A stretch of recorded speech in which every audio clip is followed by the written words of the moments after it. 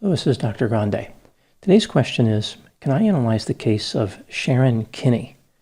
Just a reminder, I'm not diagnosing anybody in this video, only speculating about what could be happening in a situation like this. If you enjoyed this video, please like it, subscribe to my channel, and consider supporting me on Patreon. I will put the link to Patreon in the description for this video.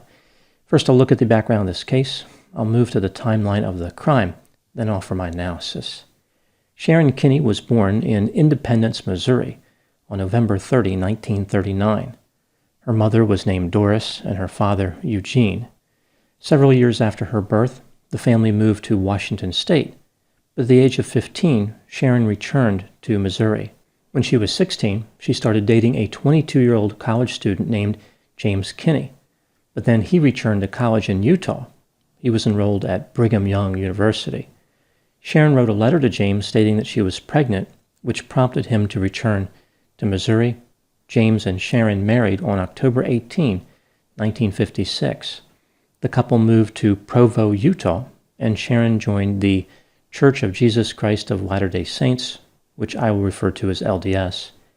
James and Sharon had a formal wedding in Utah in 1957 and returned to Missouri not long after this. James found work as an electrical engineer. Sharon would occasionally babysit for money. The couple would eventually have 2 children, a daughter named Dana and a son named Troy. Sharon had difficulty regulating her spending habits.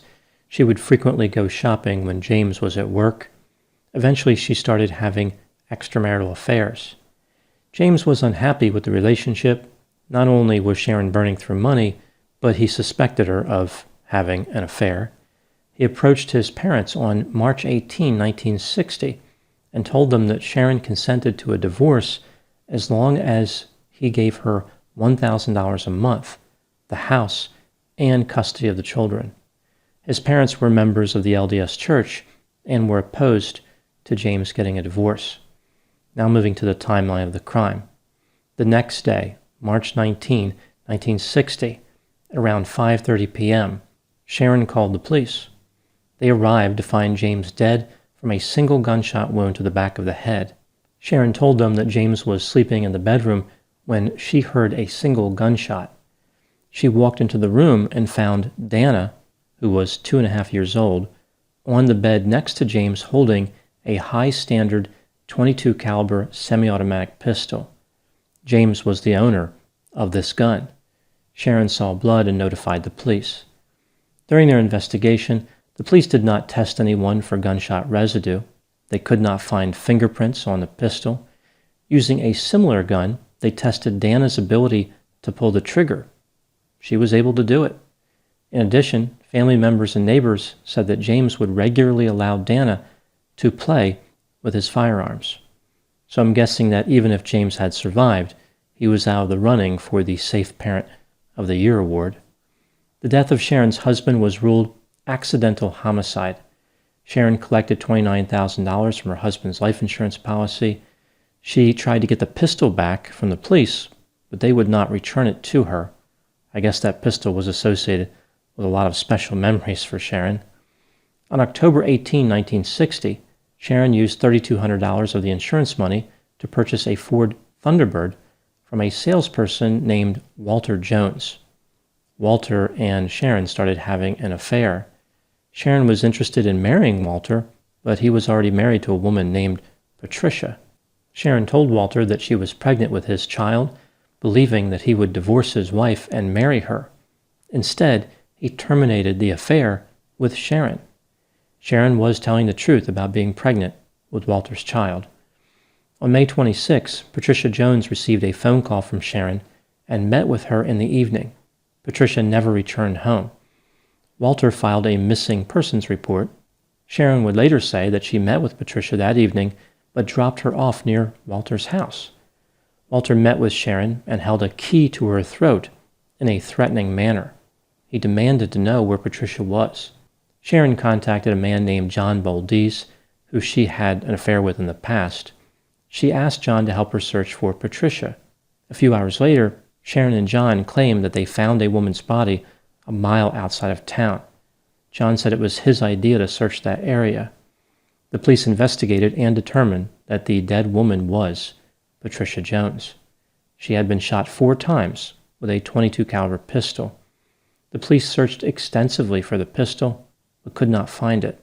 They discovered that Sharon asked a man she worked with to buy her a .22 caliber pistol. At her residence, the police found an empty box that may have contained a firearm. Sharon told the police that when she was on a trip to Washington, she lost the gun. Later, she said that the gun disappeared.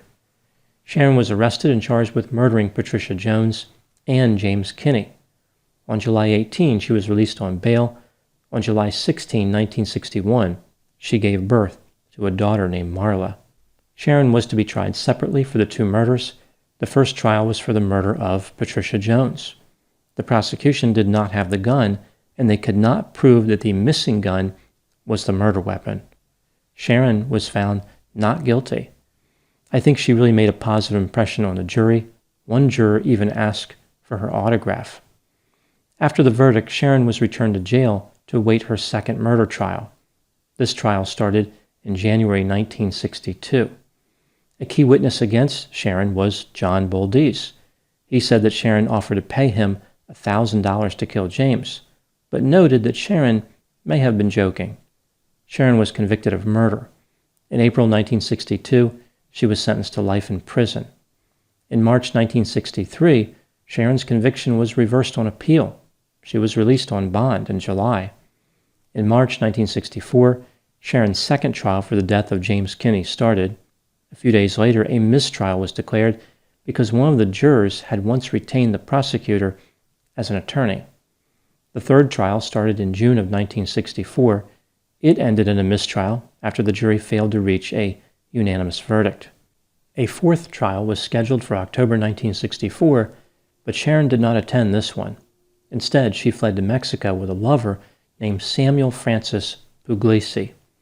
Sharon was in possession of 1 or 2 guns and purchased another one after arriving in Mexico.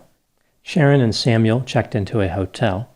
Sharon left the hotel on the night of September 18, 1964, and met a man named Francisco Ordóñez at a bar. She left the bar with Francisco, and they traveled to his hotel room, where Sharon shot him to death with a pistol. An employee of the hotel entered the room after hearing the gunshots. Sharon shot him too. He was struck in the shoulder, but managed to lock Sharon in the room and flee. The police arrived and arrested Sharon.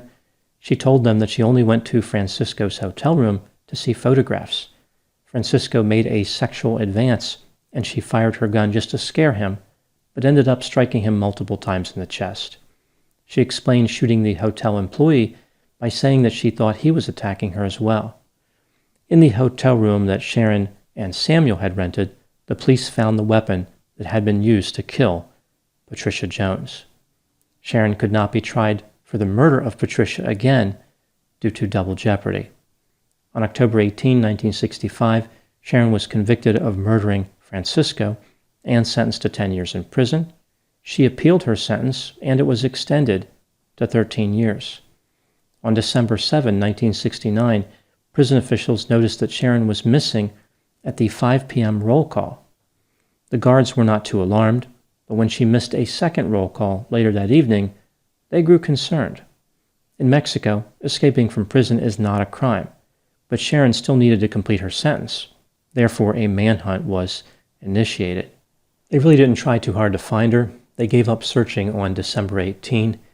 I guess it was a lot of work, like searching and getting the dogs out and all that. They probably figured they had enough prisoners already. They didn't really need another one. This also may have been part of their plan to address prison overcrowding. Now moving to my analysis. Was Sharon Kinne guilty of all the crimes that she was accused of? I think she was guilty in reality of all 3 murders, but as far as the murder of her husband James Kinne, it's difficult to prove beyond a reasonable doubt. If James allowed his daughter to play with firearms, and she was capable of pulling the trigger, then reasonable doubt exists. Here are my thoughts on a few items that stood out to me in this case. Item number 1 is Sharon's personality. She was high in openness to experience, low in conscientiousness, high in extroversion, low in agreeableness, and high in neuroticism. She had a number of psychopathic traits like deceptiveness, impulsivity, irresponsibility, no empathy, being manipulative, and a lack of remorse. She had a number of grandiose narcissistic characteristics like social boldness, superficial charm, envy, and self-confidence. Grandiose narcissism is associated with an increased desire for casual sex, uncommitted sex, more lifetime sexual partners, and a greater desire for short-term mates. All these apply to Sharon Kinne. I'm not aware of any diagnosis in this case. It seems like Sharon endorsed a number of cluster B personality traits, so she had traits from antisocial, narcissistic, borderline, and histrionic personality, but it is not clear if she endorsed enough symptoms for any diagnosis. Item number 2 is how Sharon came up with the idea to kill her husband, James. About 9 months before James Kinne was shot and killed, a woman in Manassas, Virginia, named Lillian Chastain, called the police and reported her husband had been shot. She said her 2-year-old daughter shot him. In February 1960, the month before James was killed, Lillian confessed to the police that she was the killer. If not for her confession, she never would have been caught.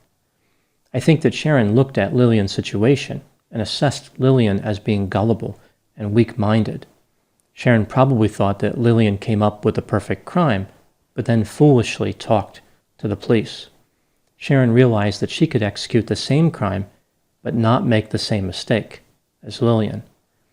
Item number 3 is Sharon's motive for murdering Patricia Jones. I think this was simply a matter of Patricia getting in Sharon's way. Sharon wanted to be with Walter, and she wasn't taking no for an answer. This particular murder really demonstrates Sharon's lack of insight. She was successful in avoiding accountability for murdering her husband, but then she chose to commit another murder. She was careful with each crime independently, but did not understand how the pattern of deaths looked suspicious. Item number 4 is Sharon's motive for the murder of Francisco Ordóñez in Mexico. I think this was simply a robbery gone wrong. Sharon probably did not intend on shooting him, but when she produced the weapon, he resisted. I think Sharon shot the hotel staff member in an effort to escape the hotel. She knew that if the police investigated, they would realize she was a fugitive. Item number 5 is the escape from the Mexican prison. There are many theories about how Sharon escaped. For example, she escaped from prison without any assistance, she escaped with the help of a lover, or she bribed prison officials. I think that bribery is the most likely method of escape for Sharon, especially considering that a door she may have used to exit was found unlocked. Bribery is a fairly common version of parole in Mexico. It's so common that I picture a visitor form that has these items that someone can check off, like I'm here for a job, I'm here to visit a prisoner, or I'm here to bribe a guard. Below that item, the form reads, ask about our multi-bribe discount, or maybe something like bribe the guards 4 times and get the 5th bribe for free. In Mexico, escaping from prison is not illegal, as I mentioned, although someone can be prosecuted for other crimes committed during an escape, like harming somebody or breaking something. Mexican officials say that escape is not a crime because the basic desire for freedom is implicit inside every person.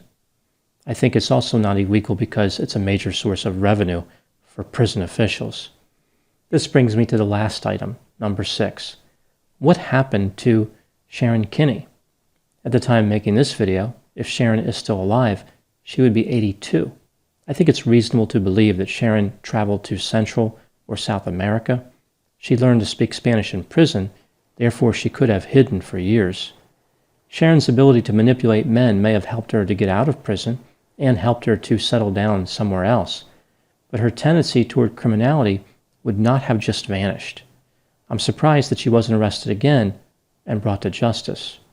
I think this supports the idea that Sharon did not live too long after escaping from prison, because for Sharon, living was synonymous with committing crimes. Those are my thoughts in the case of Sharon Kinne. Please put any opinions and thoughts in the comments section. They always generate an interesting dialogue. As always, I hope you found my analysis of this topic to be as value-packed as a prison multi-bribe discount. Thanks for watching.